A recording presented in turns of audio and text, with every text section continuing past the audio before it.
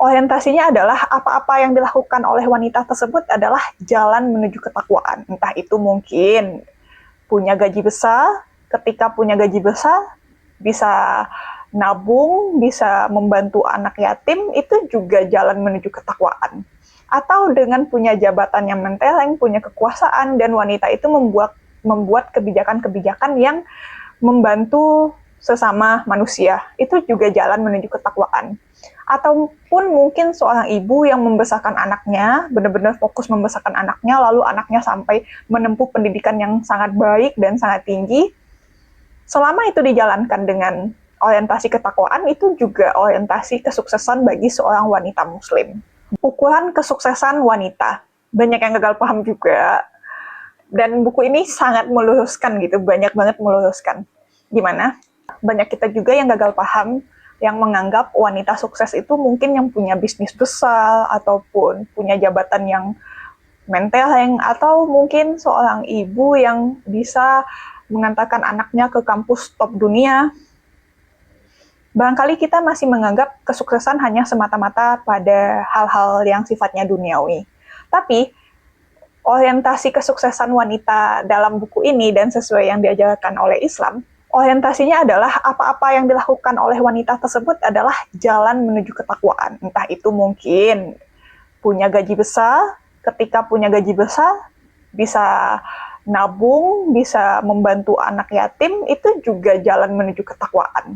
Atau dengan punya jabatan yang mentereng, punya kekuasaan, dan wanita itu membuat kebijakan-kebijakan yang membantu sesama manusia. Itu juga jalan menuju ketakwaan. Ataupun mungkin seorang ibu yang membesarkan anaknya, benar-benar fokus membesarkan anaknya, lalu anaknya sampai menempuh pendidikan yang sangat baik dan sangat tinggi. Selama itu dijalankan dengan orientasi ketakwaan, itu juga orientasi kesuksesan bagi seorang wanita muslim. Jadi batasannya itu bukan semata-mata untuk mendapatkan uang, tapi uang tersebut digunakan apakah digunakan untuk ketakwaan atau tidak. Ketika anaknya duduk di kampus ataupun di pendidikan yang bagus, apakah pendidikan itu mengantarkan anaknya semakin bertakwa ke Allah atau tidak? Punya kekuasaan atau punya jabatan yang bagus, apakah jabatan itu dimanfaatkan untuk ketakwaan atau tidak? Wanita yang sukses itu letaknya bagaimana wanita itu menjaga diri dan menjaga amanah yang Allah berikan ke dia. Mungkin kalau Allah kasih amanah punya bisnis yang besar, ya gimana menjalankan bisnis itu sesuai dengan apa-apa yang udah Allah tentukan. Kalau punya anak-anak, gimana mendidik anak-anak tersebut sesuai dengan yang Allah ajarkan. Menjaga diri sebagai wanita, sebagai istri, sebagai ibu, bagaimana menjaga marwah agar tetap di jalan yang Allah ridhoi.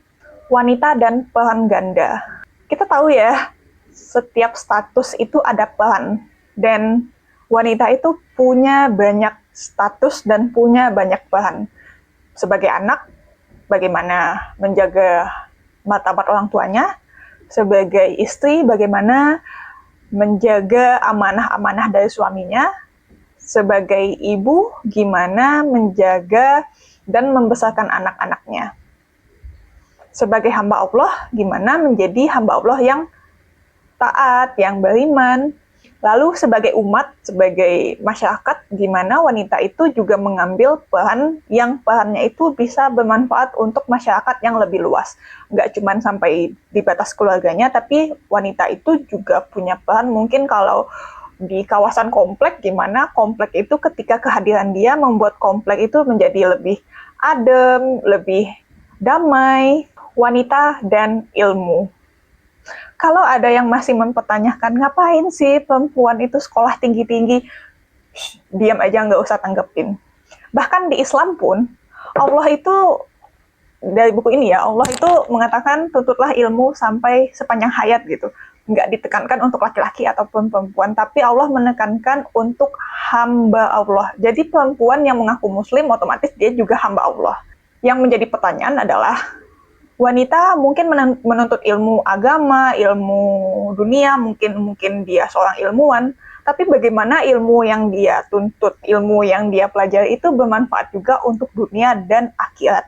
Mungkin ada yang sampai mempelajari gimana psikologi anak, itu juga bisa bermanfaat nggak cuma untuk keluarganya, tapi ilmu psikologi anak itu juga bisa bermanfaat untuk keluarga-keluarga yang lain. Bukankah itu efeknya akan lebih luas ketika wanita juga menimba ilmu misalnya psikologi anak. Ketika wanita menimba psikologi anak, anaknya juga terdidik dan keilmuan tersebut juga bermanfaat untuk keberlangsungan umat Islam. Karena ada beberapa ilmu yang bisa didalami oleh laki-laki, tapi ada juga ilmu-ilmu yang kalau didalami oleh perempuan, efeknya juga nggak kalah penting.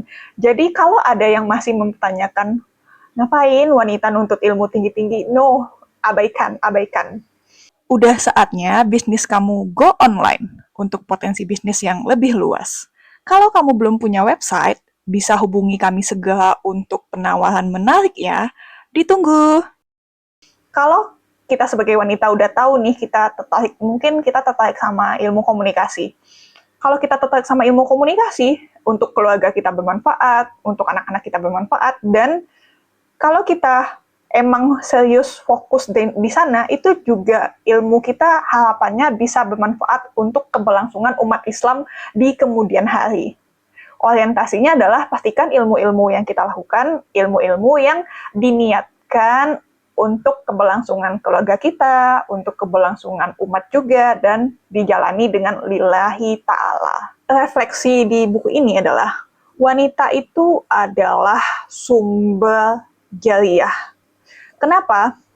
Misalnya wanita itu mendidik anak. Ketika mendidik anak, itu amal jariah ketika si wanita mengajarkan Al-Fatihah untuk anaknya, selama si anak baca Al-Fatihah, ya pahalanya akan mengalir ke si ibu. Lalu ketika si ibu tersebut mendidik anaknya jadi seorang ilmuwan juga, mungkin anaknya laki-laki gitu, si anak udah jadi ilmuwan, tapi si ibu memfasilitasi anaknya menjadi ilmuwan, apa-apa yang dilakukan si anaknya menyebarkan ilmu ya, sebagai ilmuwan, menyebarkan ilmu. Otomatis yang akan efeknya juga sampai ke ibu tanpa mengurangi pahala si anak sebagai ilmuwan. Itu semisal si wanita mendidik anak. Ada juga peran wanita yang dia itu fokus menuntut ilmu, selain dia mendidik anaknya, dia juga punya keilmuan yang mungkin dia menempuh pendidikan yang sangat passionate dengan bidang keilmuannya, ilmu-ilmu yang dia dalami dan dia sampaikan untuk keberlangsungan umat, itu juga bekal amal jariah yang tidak boleh dilewatkan dan sangat sayang dilewatkan. Mungkin efeknya nggak merubah dunia secara keseluruhan, tapi memulai ilmu tersebut itu mempengaruhi orang-orang sekitarnya, mungkin masih di level kabupaten atau mungkin masih di level kecamatan, ya nggak masalah. Selama ilmu itu masih bermanfaat untuk lingkungan, ilmu tersebut akan tetap menjadi amal jariah bagi wanita tersebut. Walaupun mungkin skupnya mungkin baru dari keluarga ataupun mungkin udah sampai di level masyarakat, dan itu adalah bekal amal jariah bagi si wanita. Yang nggak kalah penting berikutnya adalah harta yang disedekahkan.